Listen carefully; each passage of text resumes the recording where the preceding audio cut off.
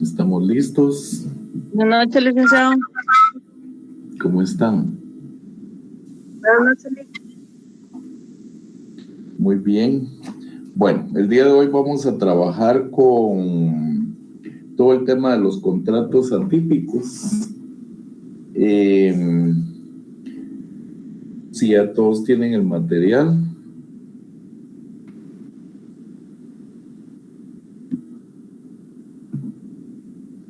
Bueno, muy bien. Entonces, vamos a referirnos al tema de los contratos atípicos. En una definición sumamente sencilla, como lo vieron ustedes en el documento que les facilité la última vez,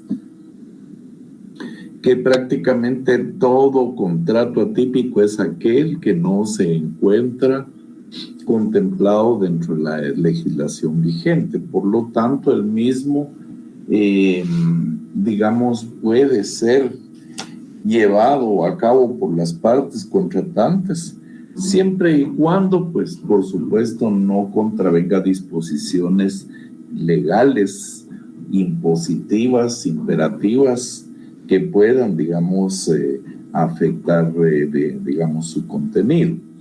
Entonces, nos encontramos nosotros que dentro de toda esta circunstancia de los contratos atípicos, pues se van a dar algunos casos en los cuales los contratos van a ser de naturaleza, digamos, van a haber dos posibilidades.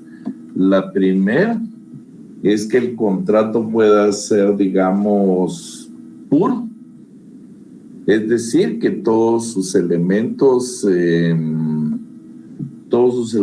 sean propios digamos, del contenido y del interés de las partes por darle esa naturaleza, ¿verdad?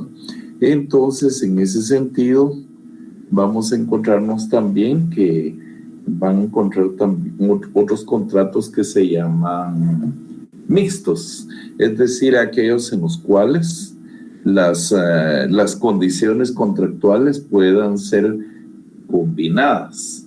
Entonces, así como el material que ustedes tienen a la mano, se citaba el ejemplo de, digamos, un contrato hospitalario en el que pueden intervenir una serie digamos, de condiciones contractuales que no necesariamente revistan la naturaleza del contrato propiamente dicho. Es decir, ahí se puede hablar que en el contrato estén mezclados una serie de condiciones como pueden ser los arrendamientos, los servicios profesionales, digamos, el uso de cierto tipo de tecnología hospitalaria que va a revestir condiciones especiales, los laboratorios que en sí van de la mano. Entonces, cada una de esas condiciones va a cambiar totalmente la esencia de lo que nosotros podríamos considerar como un contrato atípico de atención médica hospitalaria. Porque si habláramos de un contrato típico de atención médica hospitalaria, pues posiblemente nos limitaríamos a pues las condiciones naturales, medicamentos, encamamiento y la atención relativa al tipo de problema que lleva la persona. Pero cuando ya vamos involucradas otras actividades, evidentemente, pues cada una de estas va a cambiar sustancialmente la propia naturaleza del contrato. Entonces, por eso es que vamos a encontrarnos nosotros con los dos tipos de instrumentos. Dentro de los atípicos, como les digo, es todo un universo. Puede ser mixto hasta de 4 o 5 actividades y puede ser, digamos, en este caso, pues el atípico puro cuando efectivamente pues solo va a cubrir una actividad que se pacta entre las partes. De esto no hay ninguna duda, ¿verdad?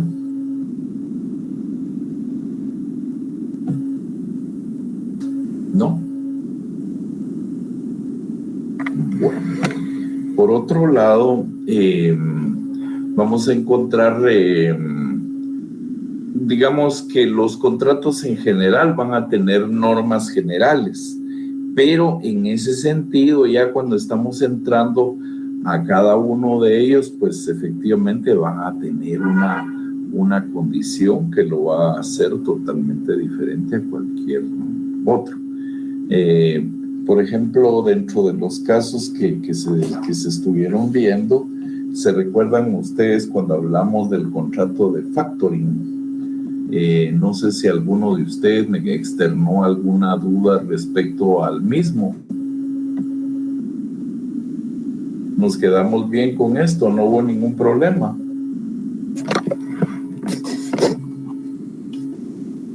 ¿Aló? ¿No se recuerdan?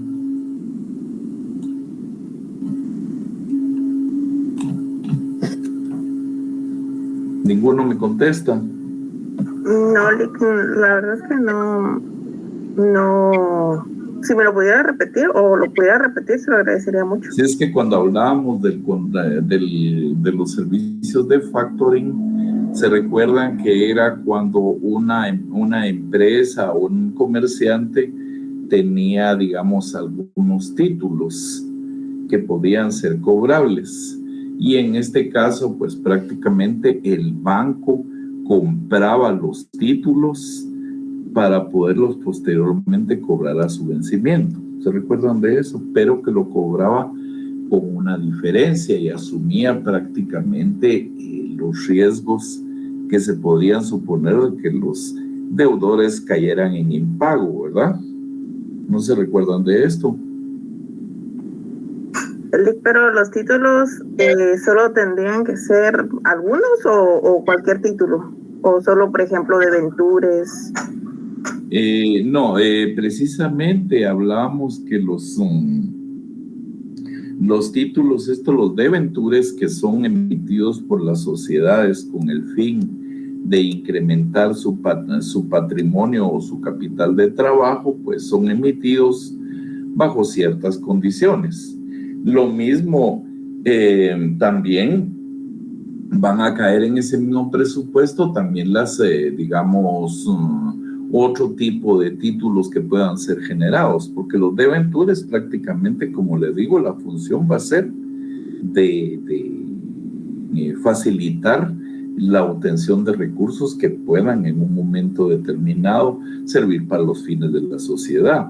Obviamente, pues vamos a encontrarnos en el camino con que los títulos, estos de factoring, perdón, estos de debentures, van a, como les dijera yo, en caso pues que un comerciante no llegara a poderlos honrar o pagar en el plazo determinado, existen algunas opciones que dan lugar, por ejemplo, a que quien tenga los títulos en su poder pueda negociar con la empresa también para que en lugar de que continúen siendo obligaciones, se puedan transformar también en obligaciones de capital. Es decir, yo puedo decirle a una empresa, mire, usted ya no me pagó estos títulos, yo quiero entonces que me los transforme en acciones directamente y voy a ver en qué porcentaje voy a participar para poder, digamos, de llevar a cabo cualquiera de los derechos que tienen los accionistas dentro de una sociedad, si me interesara, ¿verdad?, esa situación. Y si no, pues obviamente pues vamos a entrar en algún tipo de acción para que los títulos se materialicen en cuanto al pago como obligaciones que son, ¿verdad? No sé si ahí quedamos. Sí, gracias, licenciado. Sí, entonces entenderíamos nosotros que los títulos de ventures son títulos que incorporan derechos correspondientes a una parte, diríamos, alícuota de un crédito o, digamos, colectivo o constituido a cargo de una sociedad anónima. Eso es básicamente lo que vamos a encontrar nosotros en en esa definición. Ahora bien, regresando precisamente al tema de los, ¿cómo se llama? De los los títulos, de lo que estábamos hablando, perdón, de los contratos atípicos, también vamos a ver a nosotros que, digamos, en la práctica vienen a ser, digamos, muchas veces acuerdos de voluntad entre las partes, como decíamos, dentro de los principios de la buena fe, etcétera, etcétera, y van a tener una serie de modalidades que van a ser, digamos, que muy provechosos para la actividad mercantil. Ya en el camino vamos a ir viendo nosotros que hay tantos contratos atípicos como actividades pudiéramos nosotros imaginar que hay dentro del ámbito, digamos, mercantil. Por ejemplo, vamos a ver nosotros que hay contrato de leasing, que una de las compañeras expuso, digamos, el contrato, porque de alguna manera sí ya se encuentra regulado, pero por una ley diferente, ¿verdad? O el contrato de factoring también, que es el que les estaba hablando hace un momentito, o el de underwriting, que es el otro de los cuales ustedes tuvieron ahí en el material de texto, que disculpen que no se veía muy claro, pero realmente, pues como que dicen, el paso del tiempo y los papeles se van perdiendo en claridad, ¿verdad? Y esta era la copia que tenía y obviamente ponerme a transcribirlo pues me cuesta un poquito, ¿verdad?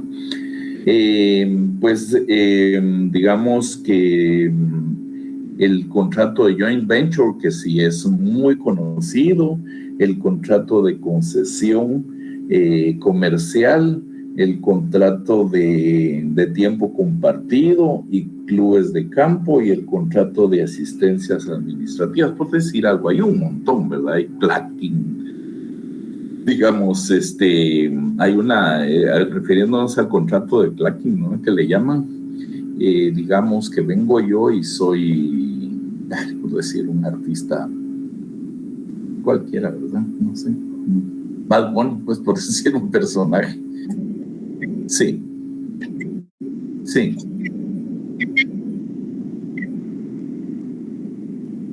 Ah, sí, sí, perdón. Es que ya cuando me entusiasmo,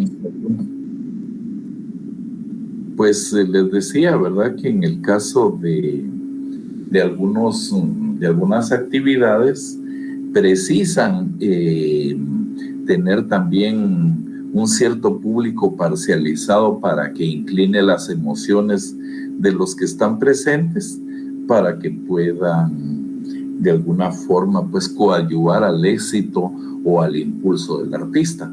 Entonces digamos que se ponen que le dijera en diferentes lugares, digamos en un auditorio, y van a estar ellos con rótulos, van a estar aplaudiendo, haciéndole vítores al artista y emocionando a la gente de los alrededores para que efectivamente el espectáculo sea tal y como se espera, ¿verdad? Exitoso para el artista, ¿verdad? Entonces, esa, por decirle algo, es una forma muy, muy particular que, independiente de eso, también se hace, no necesariamente como un contrato mercantil. Les voy a poner otro ejemplo.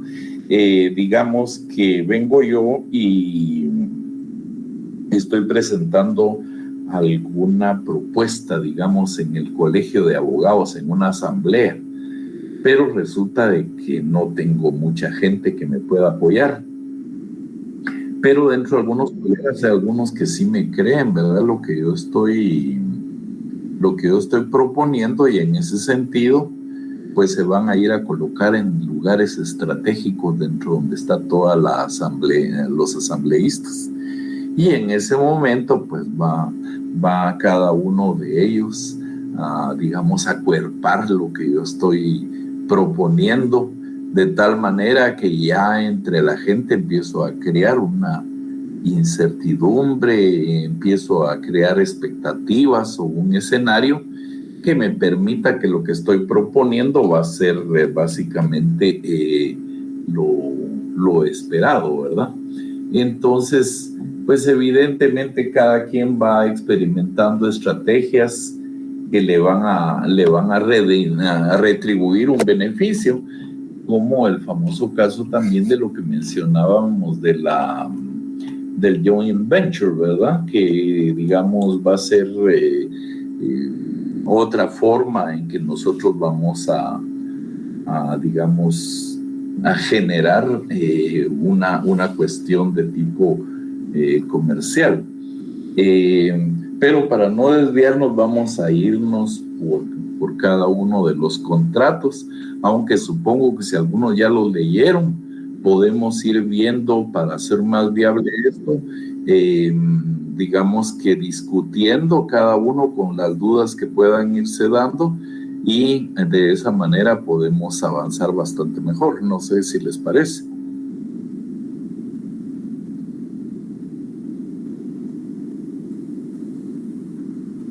¿Qué me dicen? Buenas noches, licenciado. Disculpe, ¿usted se refiere al material que nos dio o no? Sí, al material que les di. Sí, porque la idea era que ustedes lo leyeran y que luego lo discutiéramos por acá, ¿verdad? Pero no estoy seguro si todos lo tienen o si solo algunos lo pudieron, digamos, leer, no sé. Eso es lo que me quedó un poquito de duda, porque supone que la compañerita que se quedó con esto iba a trasladarlo a todos los compañeros, no sé si... Hola, licenciado, buenas noches, perdón, ahorita me logré conectar. Sí.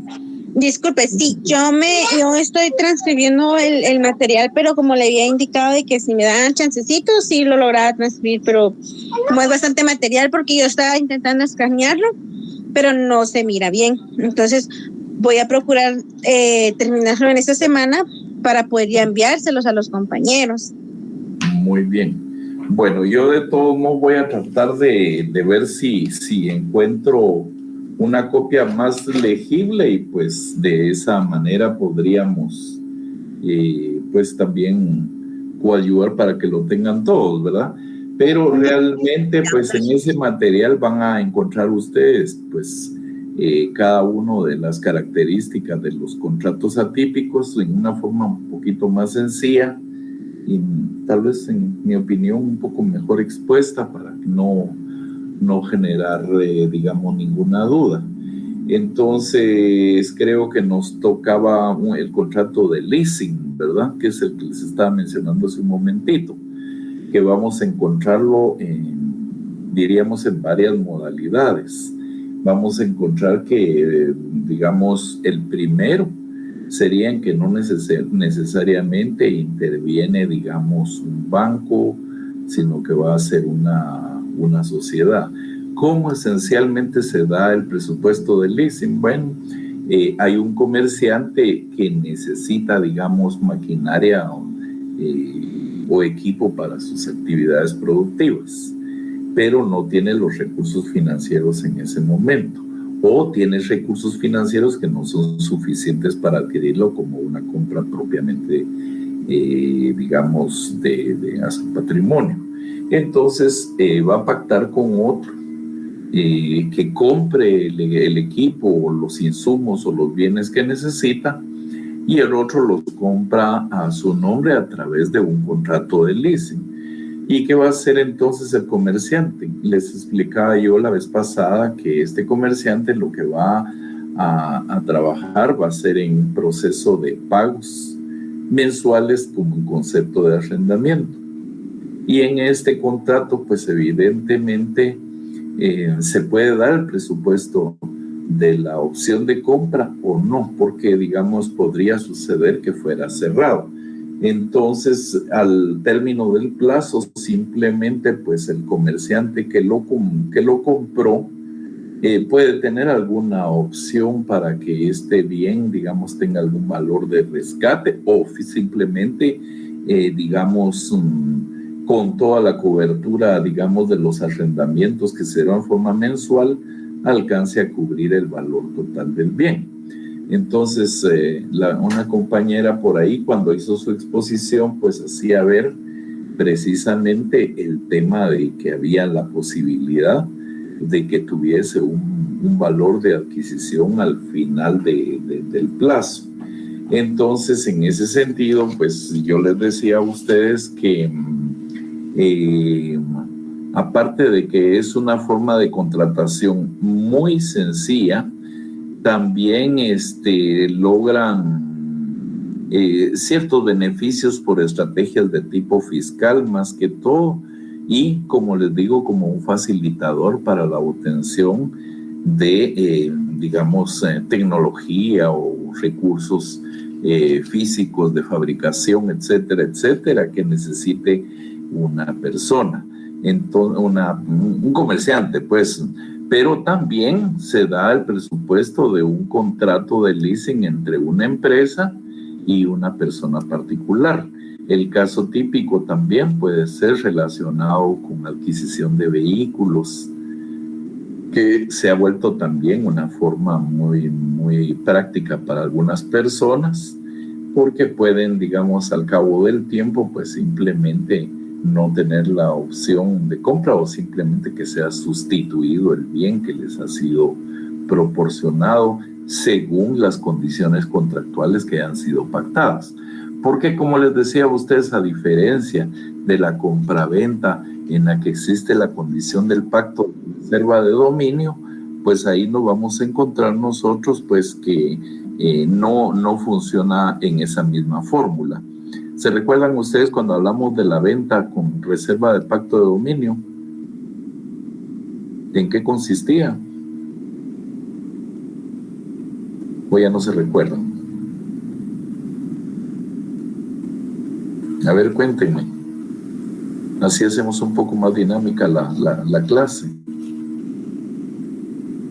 Licenciado, no sé si me equivoco, pero ¿será que en donde básicamente la reserva de dominio sería para mi persona si yo fuera el comprador, no? Sí, lo que sucede es que cuando usted se hace una compraventa, digamos, de un bien, vamos a suponer de un vehículo, usted compra, qué sé yo, un Nissan, cualquier marca, ¿verdad? Cualquier vehículo. Entonces, cuando usted celebra el contrato de compraventa con la empresa que le está vendiendo el vehículo, simplemente, pues, cuando se hace constar un pacto de reserva de dominio, se dice, por ejemplo, que usted va a pagar el bien en 60 meses, creo que es ahora, ¿verdad? Que ahora cuando ya los carros no sirven, pues ya termina uno, ya es felizmente el dueño. Entonces, lo que sucede es que este contrato se inscribe en el registro de la propiedad en el área de bienes muebles.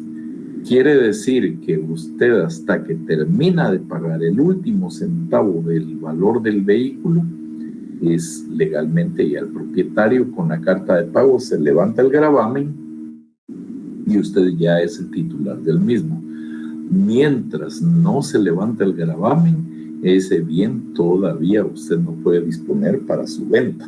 De hecho, creo que ahora también lo inscriben en la SAT para que el bien no pueda, digamos, que ser vendido en la víspera del vencimiento del contrato, de que se haya cumplido con todos los pagos, aunque usted tenga el título de ser propietario.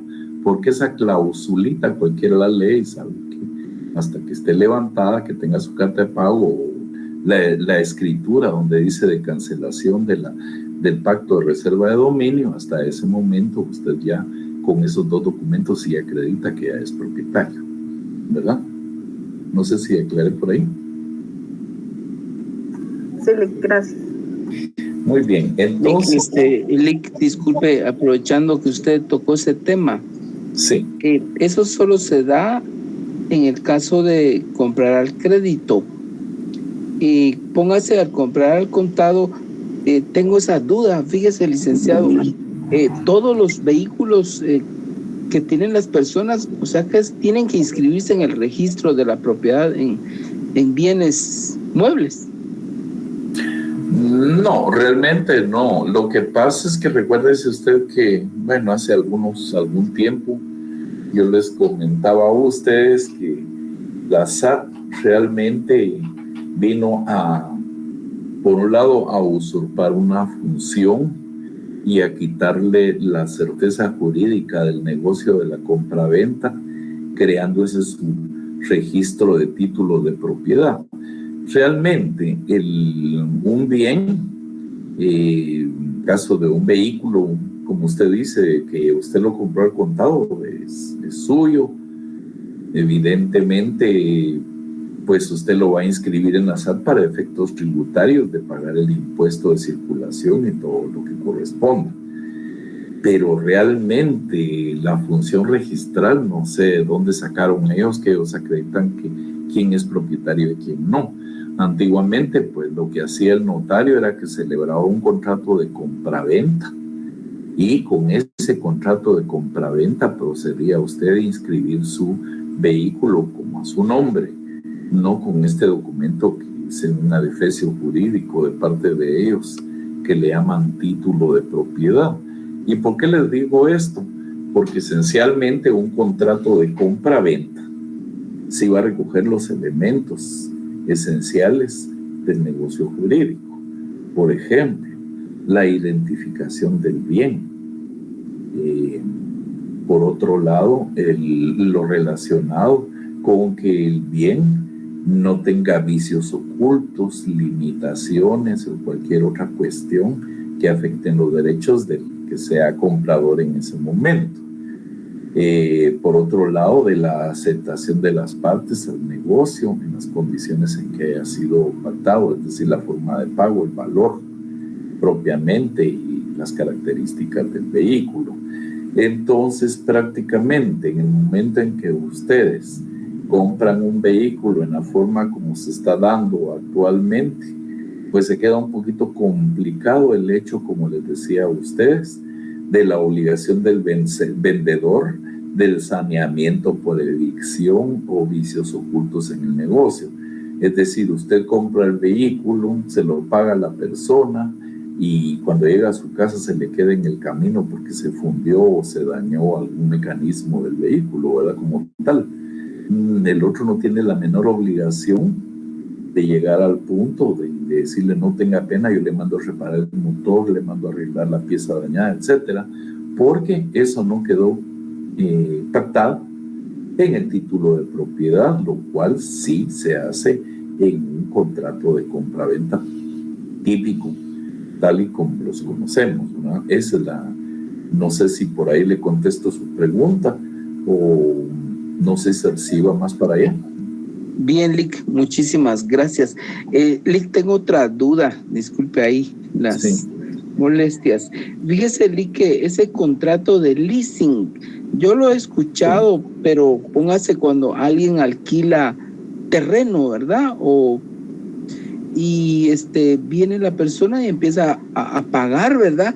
Pero ese ya establecerían entre el arrendante y el arrendatario, harían un contrato de leasing con opción a compra, porque eso no le conviene al propietario, porque póngase, el propietario quiere ser siempre el dueño, ¿verdad? Porque es mejor alquilarlo y no venderlo, ¿verdad? ¿Cuál sería el sentido del leasing? Al que le conviene el leasing es al arrendatario, a quien está arrendando, más no al otro, ¿o me equivoco? Disculpe. No, fíjese que en materia de arrendamiento de terrenos sí nunca he conocido yo un contrato de leasing. No sé si hay alguna opción, pero la única fórmula es cuando, como le explicaba a usted, vamos a suponer que yo tengo una empresa que fabrica, qué sé yo, productos plásticos. Entonces resulta que yo necesito comprar 3 inyectoras, ¿verdad?, de plástico para una determinada cadena de producción que tengo. Entonces, ¿qué es lo que pasa? Estas 3 inyectoras, vamos a suponer que me cuestan 600,000 quetzales, es decir, 200,000 cada una. Pero yo no tengo ese dinero. Entonces, ¿qué es lo que pasa? Suscribo un contrato de leasing y entonces, digamos, en el caso de las entidades que se dedican a esto, ya sea los bancos o los que están regulados en la nueva ley, compran el bien. Vamos a suponer que esta maquinaria para los efectos fiscales se va a depreciar, digamos, al 20% anual para deducción de impuestos. Quiere decir que si yo tengo un bien que vale 600,000, entonces yo lo voy a depreciar al 20%. Entonces, prácticamente yo en los 5 años voy a tener cuotas fijas de 120,000 quetzales hasta que lo dejo con un valor simbólico de 1 quetzal, ¿sí? Entonces esos 120,000 quetzales los voy a deducir del impuesto sobre la renta todos estos años. Pero en un momento dado hay que tomar en cuenta que muchas veces el equipo, la ley dice que se va a depreciar en 5 años, pero hay equipos que pueden tardar hasta 10 años funcionando perfectamente. Y entonces para uno desde el punto de vista fiscal puede ser bueno amortizarlo en esa forma de los 5 años, o puede suceder que yo quiero que el equipo se deprecie en función de 10 años. Entonces a mí me van a hacer un contrato mediante el cual yo voy a amortizarlo no en 5 años, sino que lo voy a amortizar en 10 años, ¿sí? Entonces, ¿qué es lo que pasa? Ya no voy a dar los 120,000 mensuales, sino que posiblemente voy a pagar 60,000. Desde el punto de vista de mi liquidez, va a ser bueno contar con 60,000 quetzales más en cash para cualquier actividad productiva que yo tenga, ¿sí? Desde el punto de vista de lo que tenía que pagar impositivamente. Y pues ya los escudos fiscales se verán de otra manera. Pero entonces, a los 10 años, yo pacto que ese equipo, digamos, tenga un valor ya simbólico, digamos, de 50,000 o de qué sé yo, pues esto ya son cuestiones que se van a pactar en la escritura, en el contrato de leasing. Entonces, en ese momento, me dicen, ¿quiere usted el equipo? O digamos, porque se llama leasing con opción de compra. ¿Quiere usted el equipo? Porque tiene la opción de quedarse con él, o simplemente hasta aquí llegó digamos, el acuerdo del contrato y usted me manifiesta que no tiene interés en el mismo. Entonces yo, como el bien, digamos, puedo disponer de él, entonces ya lo venderé a terceras personas, puede ser que obtenga un beneficio económico más alto, porque lo puedo vender con un valor de rescate importante dada la naturaleza del bien. O puede ser simplemente que a la otra persona dice, bueno, realmente el equipo todavía yo lo puedo usar otros 5 años. Y entonces en ese momento, ya ahora sí ya pienso en decir, bueno, me cuesta 100,000 quetzales, ahora lo voy a amortizar en 5 años. Y entonces de esa manera vengo yo y ya tengo prácticamente otro proceso de depreciación para otros 5 años. Desde el punto de vista de estrategias financieras, pues esto va a tener un beneficio económico para mí y va a tenerlo para mi liquidez, porque normalmente una empresa o un comerciante siempre va a tener que estar pendiente de cuánto debe y cuánto le deben, cuánto puede devolver en efectivo, digamos, al tener en caja la disponibilidad, y cuándo empieza a tener estrecheces o déficit que le hagan presión financiera para su funcionamiento. Es decir, que entonces el contrato de leasing va a tener un efecto positivo desde el punto de vista que va a tener el equipo, que lo va a poder amortizar a un plazo, digamos, aceptable, y que no le va a afectar tan duro en sus finanzas como lo sería comprarlo, por ejemplo, a una compraventa al crédito, en la cual posiblemente el plazo no pueda llevarse a cabo en los términos que sí permite la agilidad del leasing. No sé si le contesto por ahí. Blick, disculpe, póngase, usted puso un valor, ¿verdad? Pongámosle un valor, que el equipo valga 100,000, ¿verdad? Sí. Entonces usted viene y ese equipo usted lo arrenda, lo va a arrendar, ¿verdad, Blick? Arrendo ese equipo que vale 100,000. Pero póngase, voy a estar pagando por arrendar unos 10,000 pongamos al mes. Ujú. Pero el equipo nunca lo va a terminar de pagar, solo es un arrendamiento, pero va a llegar un momento en que da opción a comprarlo. No, por eso le digo, es que normalmente el contrato va a tener un plazo del arrendamiento y después va a tener un valor de digamos, le llaman ellos de rescate también en los términos, digamos, así comunes. Es decir, esos 100,000 diríamos que es un valor de rescate en el cual van a confluir dos aspectos. La parte financiera, que significó para quien financió este proceso a lo largo de ese periodo, porque obviamente yo le estoy poniendo puro sin que hubiera un beneficio económico, digamos, para quien está arrendando, pero posiblemente el bien no lo va a, en 5 años precisamente no va a pagar usted cuotas relacionadas con ese monto. Con el valor del valor del bien, ¿verdad, licenciado? Sí, ahí sería más elevado. Solo estamos hablando de las cuotas del valor del bien en términos, diríamos, intrínsecos de él. Pero la persona que digamos, el que está... Sería más barato, ¿verdad, licenciado? No. En este caso vamos a suponer que de esos 120,000 es el valor del capital. Porque por otro lado, financieramente, el contrato no va a ser por 600,000. El contrato puede ser por 1,000,000, ¿sí? Pero para usted va a ser un beneficio desde el punto de vista de que si lo va a hacer a 10 años, por ejemplo, este beneficio le hace que su dinero usted lo pueda magnificar dentro de su rendimiento de actividades mercantiles, pues, ¿sí?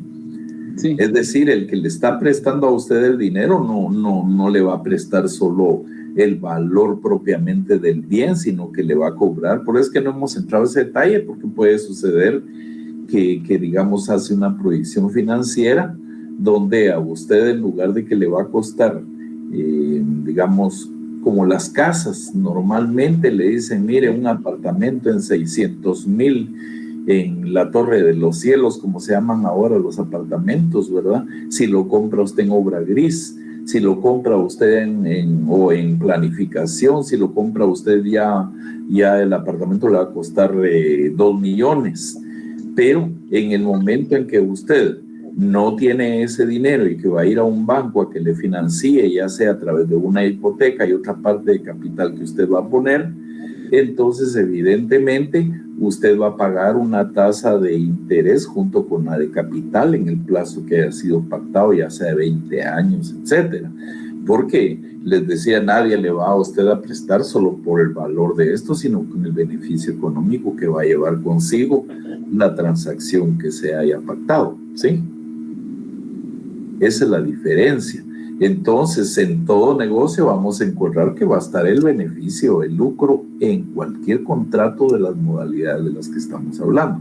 Evidentemente es un poquito más complejo este del leasing, porque aquí sí, digamos, se va a desarrollar una actividad a largo plazo, no como vamos a encontrarlo con otros contratos, como le decía, el del joint venture, que es otro de los que vamos a ir viendo, en el cual, digamos, 2 empresas, cada quien sus propias actividades, van a ponerse de acuerdo para poder impulsar algo que los beneficie en común. Entonces, sin que se estén comprometiendo a adquirir obligaciones de uno o de otro. Eso va a ser totalmente diferente.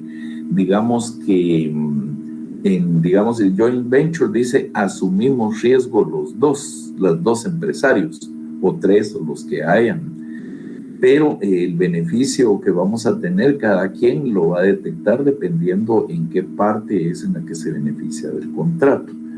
¿Cómo le explicara a usted? Vamos a suponer que venimos y nos ponemos de acuerdo en que para la feria, digamos, de Jocotán, por decir un lugar que no está ni dentro de la plaza mía ni la del otro, vamos a impulsar el día de la feria la venta de motocicletas, por decir algo. Entonces, yo por vender voy a tener una comisión y el otro por proporcionar las motos va a tener el beneficio. Pero al terminarse esa actividad, cada quien por su lado, lo que se vendió, pues qué bueno, y lo que no se vendió, pues ahí se quedó. Pero uno tuvo un beneficio de vender esto sin crear una agencia, una concesión ni nada, sino que simplemente puso ahí a la gente con sus vendedores a que vendan y a que se beneficien si logran hacer una operación de esa naturaleza, ¿sí? Eso va a ser la diferencia entre uno y otro, pues, ¿sí? ¿Alguna duda? No, Lick, estamos muy amables, Lick, gracias por explicarme. Entonces, ¿cómo se llama? El contrato de joint venture, como les decía a ustedes, esto ya viene pues de un tiempo bastante largo atrás, que es una convención de Viena, creo que fue en el año, fue firmada el 11 de abril de 1968. Dice al derecho de optar por la compra de los mismos y por el valor residual negociado al finalizar el plazo. También se desempeña la característica del tracto sucesivo. ¿Qué estamos hablando del tracto sucesivo? Que prácticamente cuando uno demuestra con el último recibo que ya pagó la cuota que corresponde al plazo convenido, ese es el que tiene plena validez. Es decir, yo pagué enero, febrero, marzo, abril, mayo. No tengo necesidad de mostrar los demás comprobantes de los demás meses, porque el último que me fue extendido es en el que se hace constar en el tracto sucesivo que ese fue el que me extendieron como constancia del último pago, ¿sí? Por si alguno tenía duda de qué era el tracto sucesivo. Ese tracto sucesivo casi se da en la mayoría de contratos, ¿verdad, Lick? Porque todos los bienes, exposiciones de los compañeros, yo lo escuché bastante, en casi en todos los contratos, tracto sucesivo.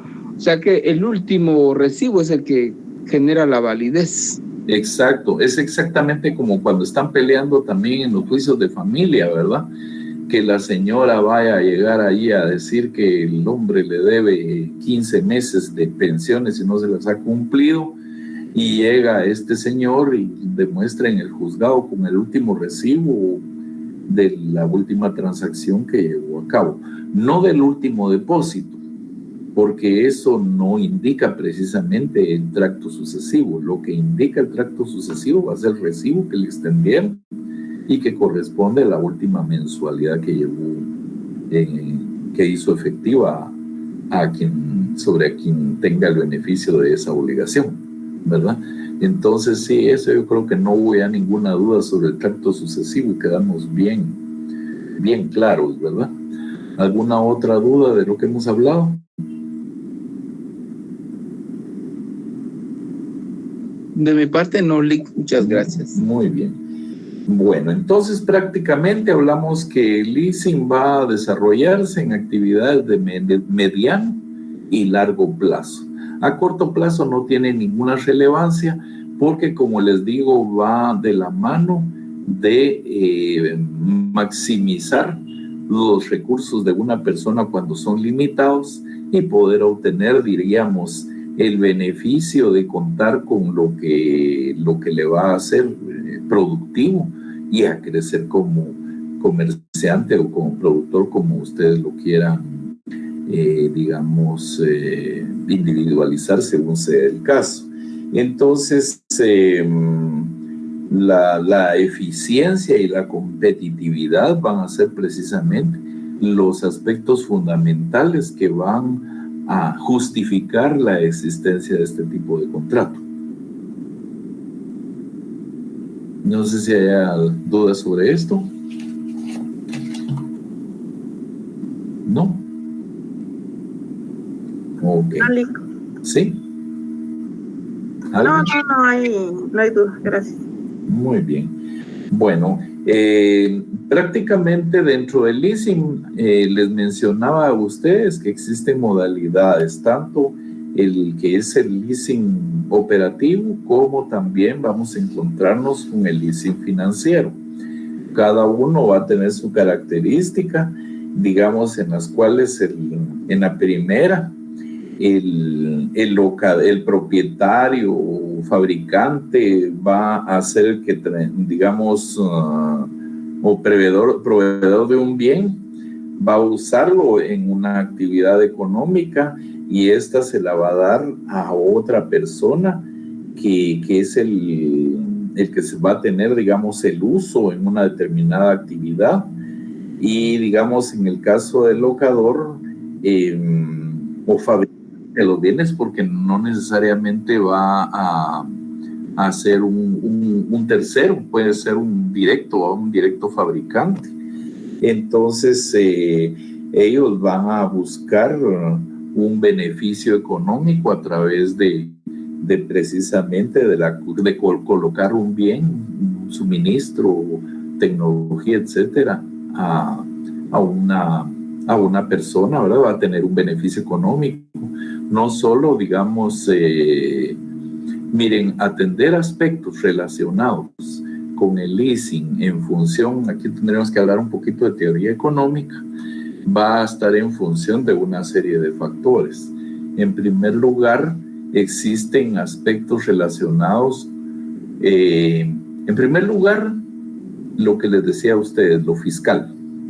En segundo lugar, vamos a encontrar la limitación de recursos financieros de una persona para tener un bien. Y en tercer lugar, también el que se va a beneficiar financieramente de la colocación de un bien en la modalidad de leasing va a contemplar, digamos que varias variables. Una es el valor presente del dinero. ¿Y en qué hablamos cuando decimos del valor presente del dinero? Tiene un valor intrínseco que va a estar afectado por una serie de variables, desde la situación económica, las variables relacionadas a la inflación, y ciertas cuestiones que van dentro hasta de la estabilidad política de un país.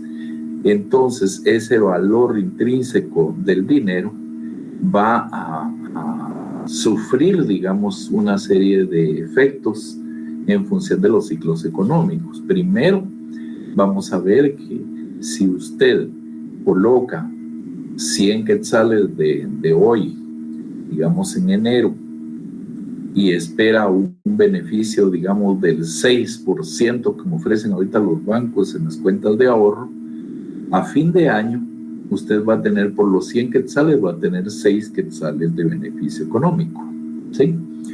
Pero, ¿qué pasa a fin de año cuando la inflación, por ejemplo, del año haya sido del 9%? Quiere decir que ese 6% de interés que usted tuvo, al contrario, quedó en números rojos, ¿verdad? Quedó en un -3. Su dinero no creció y al contrario, se redujo en un 3% adicional por la inflación, sumando los 100 quetzales más los 6 de beneficio económico que usted tenía. Es decir, la inflación lo que hace es que el poder adquisitivo del dinero para el inicio del siguiente año ha sufrido una disminución en cuanto a poder adquirir los mismos bienes que el año anterior estaban sobre la base de ese valor presente del dinero, ¿sí?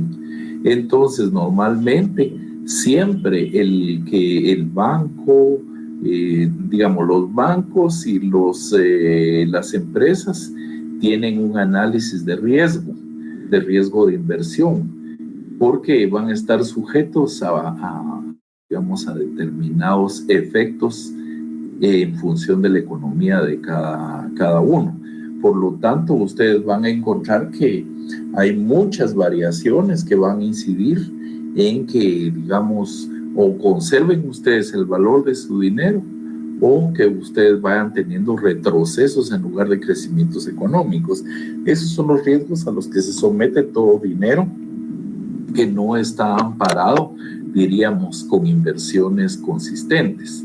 Por eso es que cuando en época de crisis comienzan a verse riesgo de devaluación de dinero, el primer efecto que tiene la gente es buscar hacer una conversión, cambiar su dinero que se está perdiendo, digamos, vamos a suponer que nosotros tenemos aquí no quetzales, hablemos de pesos en México, y entonces resulta que los pesos en un momento determinado retroceden en función del dólar.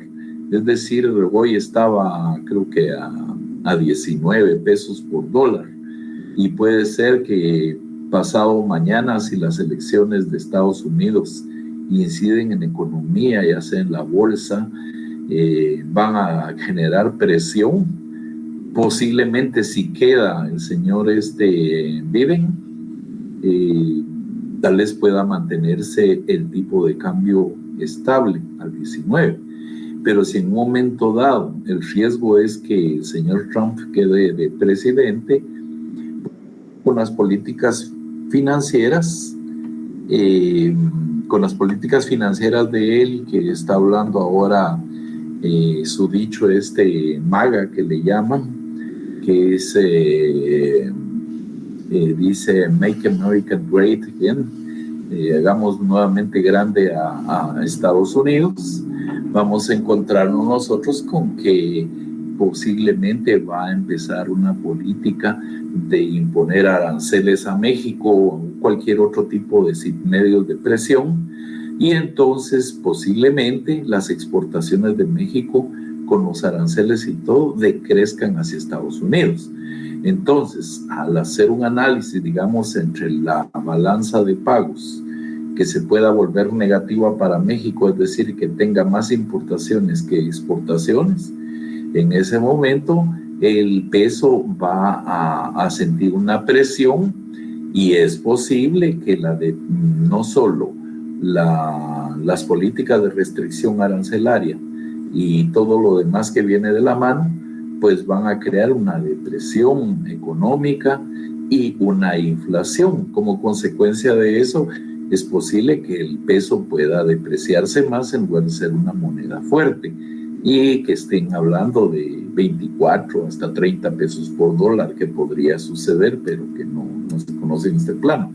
Es decir, vamos a encontrar a nosotros que en todo aspecto financiero van a irse calculando esos niveles de riesgo para poder determinar cuándo se va a mantener una determinada tasa, o como normalmente también sucede, que los bancos han dejado ahora, digamos, de tener una tasa fija en las operaciones financieras, y dejan lo que se llama una tasa flotante, que va a responder a los valores incrementales, tanto en materia inflacionaria como los efectos políticos que inciden en una moneda, para que ésta tenga una mayor o menor depreciación o apreciación, ¿verdad? En ese sentido, así funciona el mercado financiero. No sé si tienen dudas sobre esto, que es muy interesante, la verdad. Tal vez, como dicen ustedes, son cosas que vienen de más, pero que son muy importantes, no es simplemente la interpretación de un contrato. ¿No tienen ninguna duda? No, ¿verdad? Bueno, entonces nos encontramos con que el leasing operativo va a ser uno y el otro va a ser el leasing financiero. Digamos, en el caso en el financiero va a haber un deudor financiero, y va a haber una persona que digamos, tanto el dador financiero, perdón, estoy hablando mal, proporciona los recursos financieros, y está el tomador financiero, que es el que va a adquirir directamente el proveedor y pagar el valor del mismo. Y él es el que prácticamente es el titular del derecho en el momento de colocar prácticamente los recursos, el bien, a quien en un momento determinado va a ser el que va a estar obligado en el contrato de leasing a hacer, por la vía de la opción de contrato de este modelo, el que va a estar, digamos, pactando las condiciones mediante las cuales va a adquirir esa obligación y la forma en que la va a ir amortizando, ¿no? Totalmente. De esto no creo que haya mayor duda porque es sumamente sencillo. Y entonces prácticamente pues diríamos que el contrato de leasing es importante desde el punto de vista de la dinámica que tiene en el mundo de los negocios, pero pues básicamente se va a restringir algunos aspectos que también van a tomarse en cuenta. Como buena actividad comercial también, eso sí, podemos decir que yo puedo pactar que el contrato sea a 10 años, pero también puedo prorrogarlo a 15 o 20 años según sea mi conveniencia y que la otra parte esté de acuerdo, porque ese es otro aspecto también que puede darse o acaecerse, digamos, en este tipo de contratos y que, digamos, en ese sentido, pues, como es atípico, podemos hacer ampliaciones, una adenda, digamos, del contrato, y si estamos de acuerdo todos, pues el lícito no va a tener ninguna limitación al respecto, ¿verdad? Y aquí la diferencia, digamos, del pacto de reserva de dominio es que existe la posibilidad que en un momento determinado, tal como los arrendamientos normales, también se deba de inscribir en el registro de la propiedad. Pues recuérdense ustedes que cuando un contrato de arrendamiento sobrepasa 3 años, ya es obligatorio inscribirlo en el registro para los efectos de cubrir los derechos del arrendatario, ¿verdad? Eso sí no lo tenían en cuenta. Disculpe, usted dice que después de que finalice 3 años del contrato de arrendamiento, se inscribe, ¿no? Sí, cuando un contrato va a ser más de 3 años, la obligación de las partes es inscribirlo en el registro de la propiedad.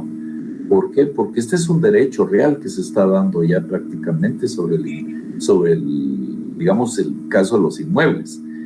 Tengo yo, por ejemplo, un almacén en cualquier lugar en la zona 1 y le estoy, digamos, soy el arrendatario del inmueble donde está ubicado el almacén. Entonces, con el arrendante suscribimos la escritura de arrendamiento, el pacto y las condiciones que correspondan. Pero dentro del plazo establecemos que este contrato va a ser por 5 años, que podrá ser renovable, dice, por otro periodo igual, mediante cruce de cartas, y que vamos a tener un incremento, digamos, anual de una cantidad o un porcentaje sobre la cuota que pagamos. Eso ya es otra cosa.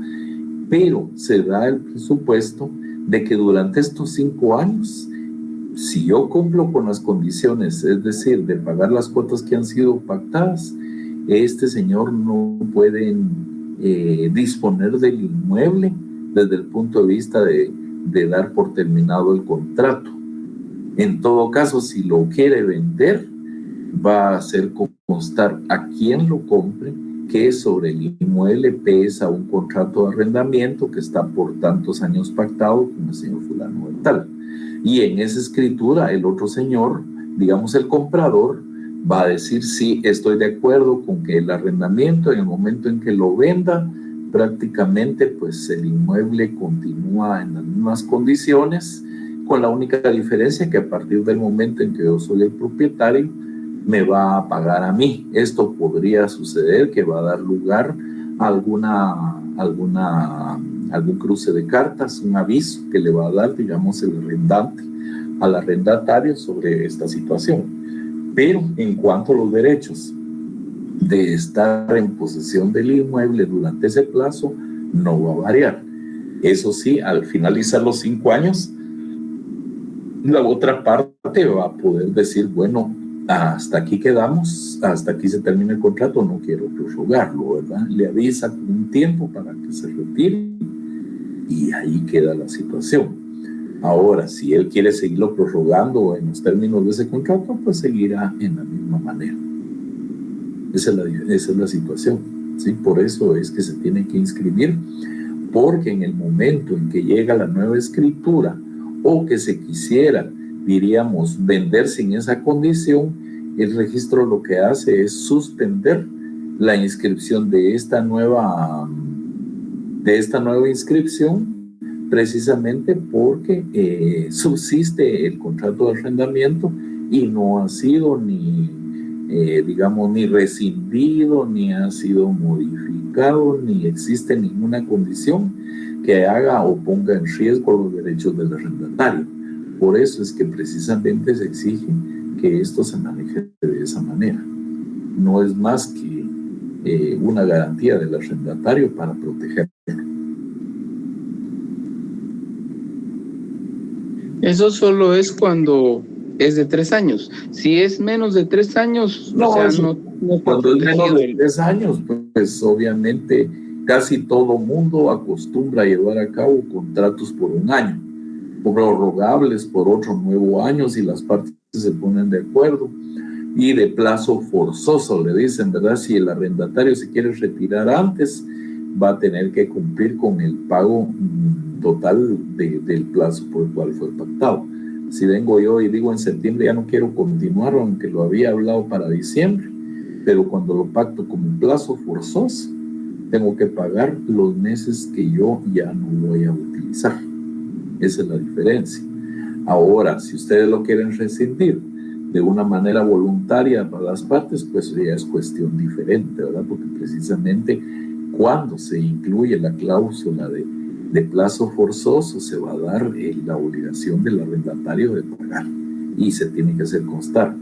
Digamos, pondría uno el contrato de arrendamiento, es por 12 meses de plazo forzoso, por lo cual el arrendatario, en caso de quererse retirar anticipadamente, deberá cancelar el valor total del contrato. Así es como normalmente se hace constar. ¿Sí? Esa es la diferencia. ¿Alguna pregunta? Lic, sí está claro lo que usted dice. Ya es otro tema esto, licenciado, cuando a alguien lo sacan, ¿verdad? Póngase que ha estado unos 10 o 15 años arrendando, ¿verdad, Lic? Y que le dicen, mire, ya no va a estar acá porque lo voy a vender. Ahí sí. Es otra ley que aplica, ¿verdad, Lic? Donde le dan cierto tiempo a uno, creo que por cada año le dan 1 mes, pero eso es otra cosa diferente, ¿verdad, Lic? No, eso no existe. Eso no existe. La gente dice la ley del inquilinato, Lic. No, nada que ver. La ley de inquilinato es una ley que se hizo en tiempo que el presidente Diego Las Fuentes, y no contempla eso. Lo que contempló esa ley era un congelamiento de los arrendamientos, pero posteriormente todo eso se quedó por ahí. Existen algunas normas que están vigentes y algunos inquilinos han resultado con la idea que por cada año que han estado ahí tienen derecho a 1 mes para vivir gratis. Eso no es cierto, no existe. Lo que sí es cierto es que cuando una persona celebra un contrato de arrendamiento y este contrato sobrepasa, digamos, el plazo, es decir, se vencía en diciembre, pero seguí recibiendo el pago y no hice la prórroga del contrato, automáticamente esto queda como, digamos, como de plazo indefinido, ¿sí? Entonces, al ser de plazo indefinido, van a entrar a funcionar otro tipo de disposiciones aplicables al caso. Yo no sé si ustedes tienen por ahí su código civil. Vamos a ver en lo relativo al arrendamiento. Vamos a ver. Dice, ¿cuáles van a ser las causales por las cuales se puede dar por terminado el arrendamiento? En el artículo 1929 dice que, el 28 dice, el arrendamiento termina por el cumplimiento del plazo fijado en mi contrato por la ley o por estar satisfecho el objeto por el que la cosa fue arrendada. El artículo 1929 dice, termina también el arrendamiento por convenio expreso, por nulidad o rescisión del contrato, por pérdida o destrucción total de la cosa arrendada y por expropiación o evicción de la cosa arrendada. Pero también dice que puede rescindirse el arrendamiento de acuerdo al artículo 1930. Dice, si el arrendador o el arrendatario faltan al cumplimiento de sus respectivas obligaciones. Si tratándose de una finca rústica, el arrendatario abandona las plantaciones existentes al tiempo de celebrar el contrato. Si entregada la cosa arrendada y debiendo arrendarlo el arrendatario, garantizar el pago de la renta, se niega a hacerlo, no lo hace en término convenido. Por la mayoría de edad del menor, rehabilitación del incapaz o vuelta del ausente en los arrendamientos que hubieran celebrado sus respectivos representantes con un plazo mayor de 3 años. Por su arrendar contra prohibición expresa del arrendador, es decir, cuando, digamos, no está autorizado a subarrendar el arrendatario. Y cuando los también hayan actos contrarios a la moral pública o de la seguridad pública o por muerte del arrendatario.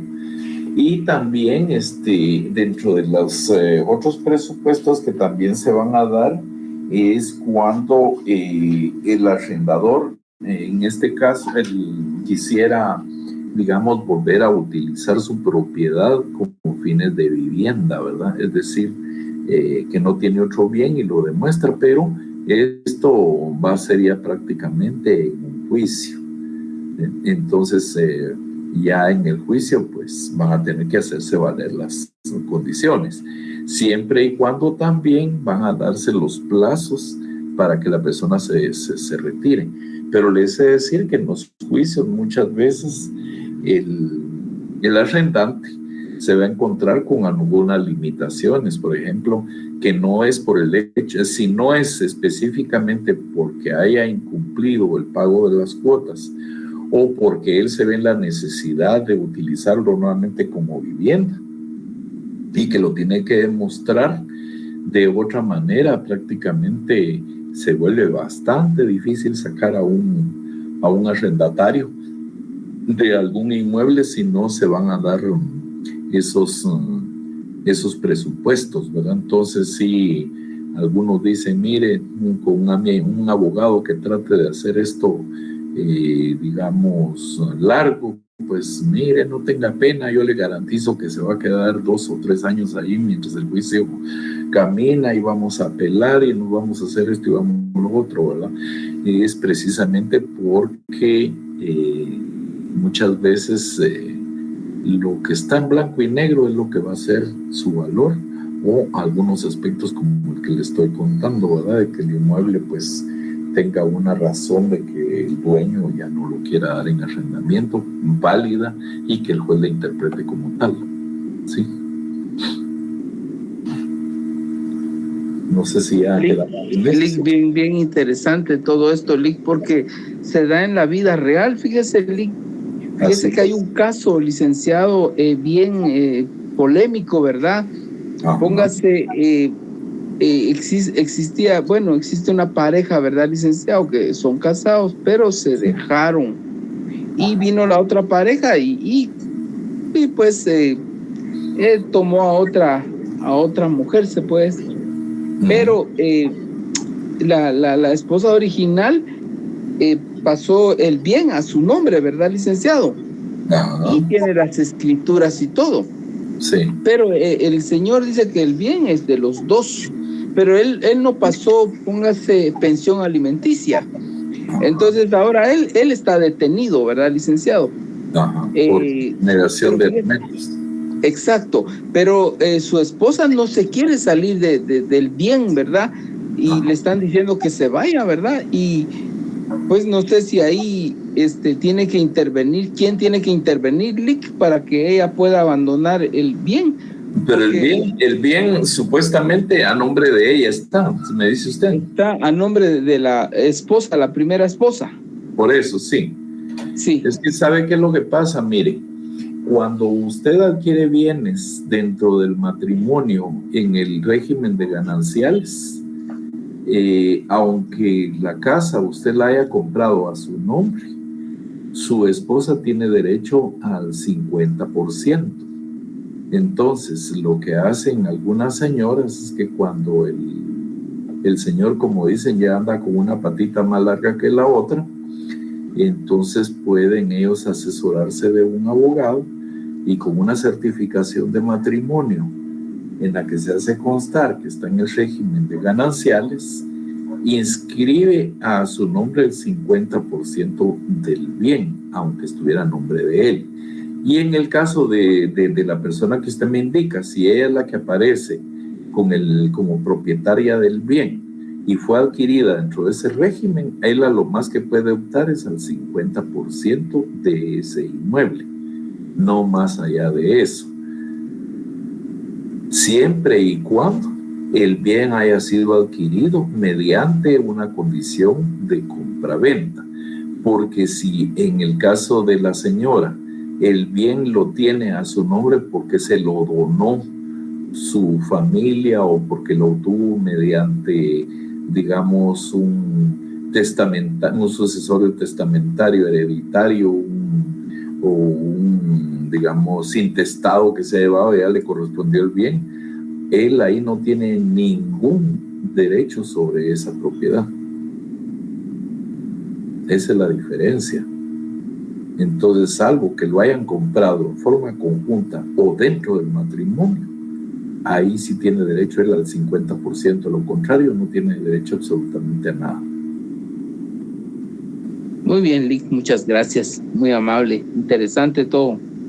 Sí, bueno, entonces vamos a encontrarnos nosotros que dentro de los elementos del personal del leasing financiero van a estar, digamos, el dador, que es la persona que da el financiamiento, y está el tomador, que es el sujeto beneficiario del financiamiento y usuario del bien por adquirir. Entonces, dentro de sus características, el tomador o usuario debe tener siempre el derecho a optar por la compra de los mismos, salvo pacto en contrario. El plazo del contrato se negocia en razón de la vida del bien adquirido y es común que sea forzoso. El tomador o usuario asume los riesgos y soporta los vicios del objeto adquirido. Ese es un elemento también muy importante. En el momento en que tengo el equipo, yo prácticamente voy a asumir la reparación, el mantenimiento y todo lo relacionado con la conservación del bien. Y ahí, si no, mire, fíjese que no me gustó el color o esto, lo otro.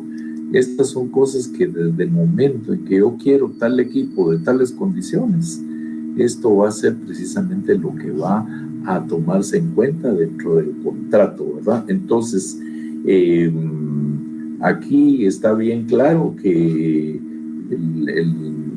dentro del contrato siempre se hace constar también que quien es el beneficiario del mismo va a ser el que asume los riesgos de todo lo demás. Incluso, pues, siempre se van a dar las condiciones hasta de un seguro, porque los bienes no van a estar precisamente con la posibilidad de que se extravíen y que nadie pueda responderse a los mismos. Obviamente, pues, quien da los bienes va a pedir ciertas garantías, ¿no?, en cuanto a la conservación y digamos, ante el riesgo de un siniestro o una eventualidad, pues que esté cubierto y que pueda reponerse el bien en los términos en que no salga perjudicado quien ha dado los bienes en arrendamiento, ¿verdad? Entonces sí es muy interesante ver que hay algunos mecanismos ahí de protección que se van a dar. No es cuestión solo de que ya nos hicimos, ¿verdad?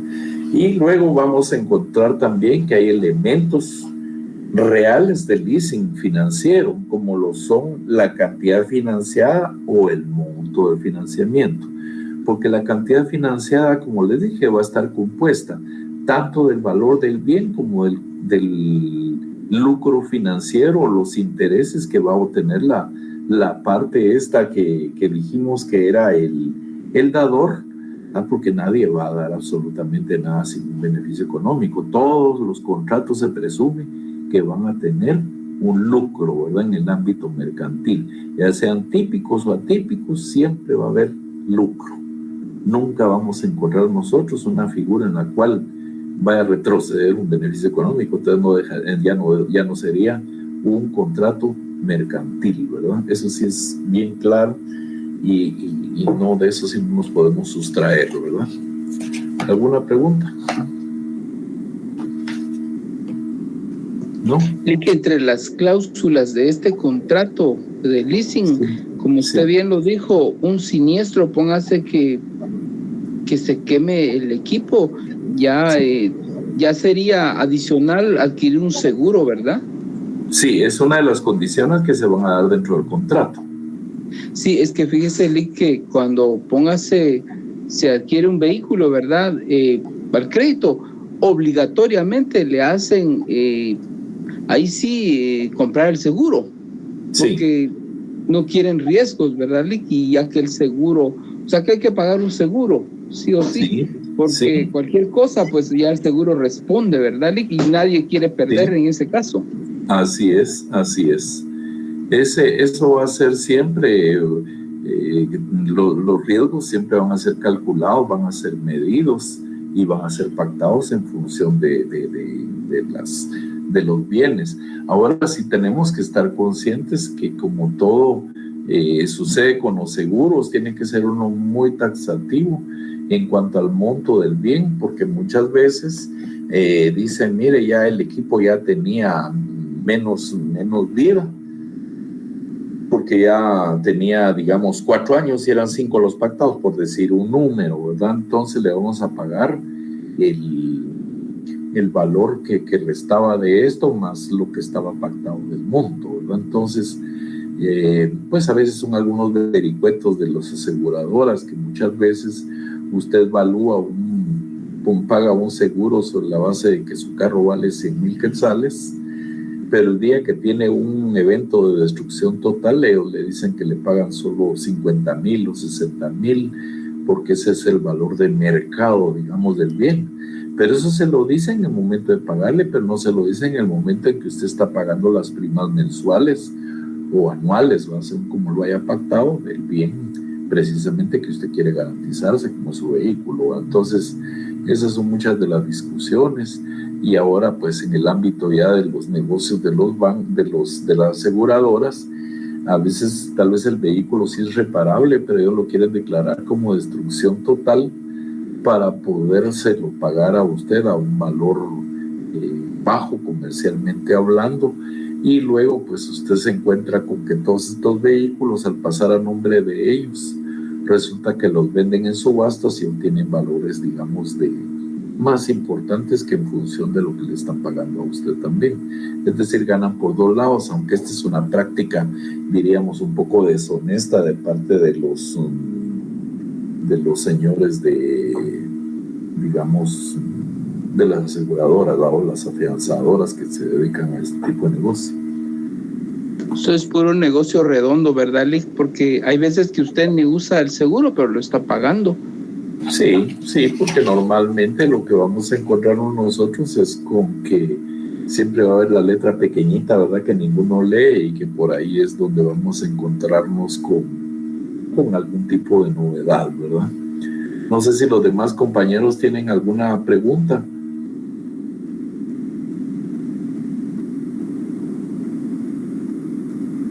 No hay ninguno.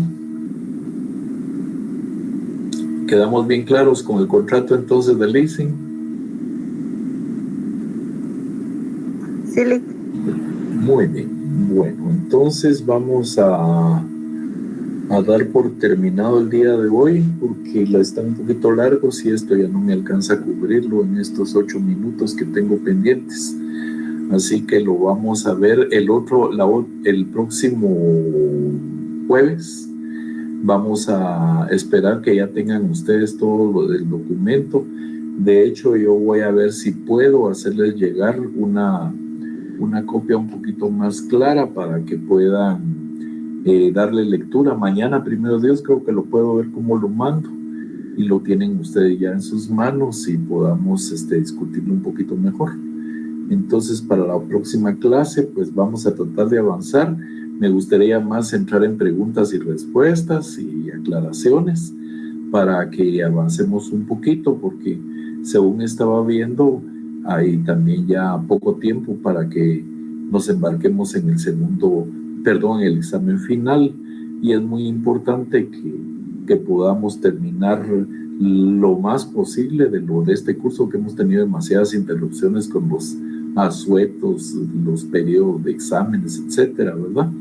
Así es que nos estamos viendo el próximo jueves, y yo voy a tratar precisamente de mañana estarles mandando los documentos. Les cuento que tuve un problema aquí con el password del acceso a las carpetas de calificaciones de cuadros. Ya me hicieron la corrección y mañana ya están sus calificaciones en el sistema.